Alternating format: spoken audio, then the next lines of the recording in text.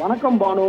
மதுரையில் சுகாதாரமற்ற முறையில் தயாரித்து விற்பனை செய்யும் இந்த குளிர்பான கடைகளுக்கு 207 குளிர்பான கடைகளில் சோதனை செய்யப்பட்டது. 3 குளிர்பானங்களுக்கு கீழ் வைக்கப்பட்டுள்ளது பானு. திருவண்ணாமலை மாவட்டம் செய்யார் வட்டம் கனிமுக்கிளை கிராமத்தை சேர்ந்த ராஜ்குமார் ஜோதிலட்சுமி தம்பதியின் மகள் காவியா என்ற ஒரு சிறுமி கடந்த சனிக்கிழமை அருகே வீட்டினருகே 10 ரூபாய் விற்கப்படும் குளிர்பானங்களை ஒன்று வாங்கி குடித்து அதிலிருந்து மயக்கமடைந்து உயிரிழந்தார் பானு. இதையடுத்து தமிழகம் உணவு பாதுகாப்புத்துறை அதிகாரிகள் தொடர்ந்து தமிழகத்தில் உள்ள அனைத்து கடைகள் மற்றும் இந்த குளிர்பானங்கள் விற்கக்கூடிய இடங்களில் சோதனை நடத்த தமிழக அரசு உத்தரவிட்டது.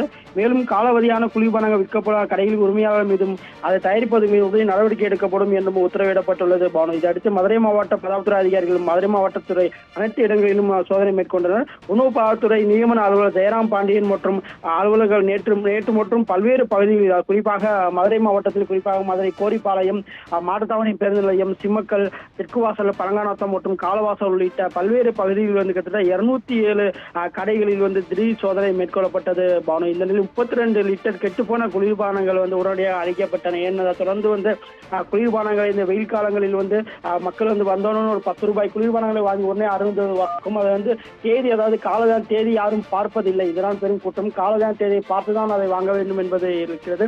அதற்கு 32 லிட்டர் கெட்டுப்போன குளிர்பானங்கள் உடனடியாக அழிக்கப்பட்டன.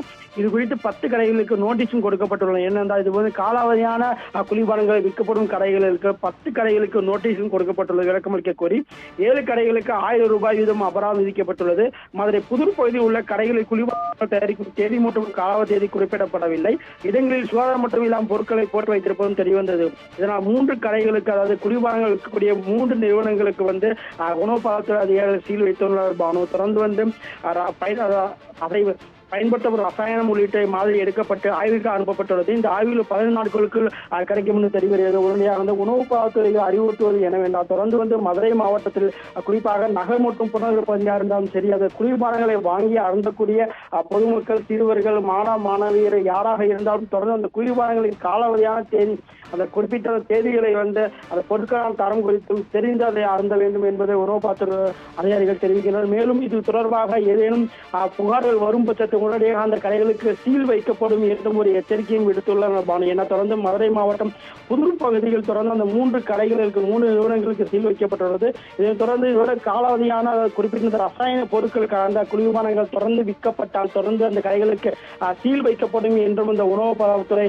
ஜெயராமன் பாண்டியன் அவர்களை எச்சரிக்கை விடுத்துள்ளார் பானு. விவரங்களுக்கு நன்றி கார்த்திக்.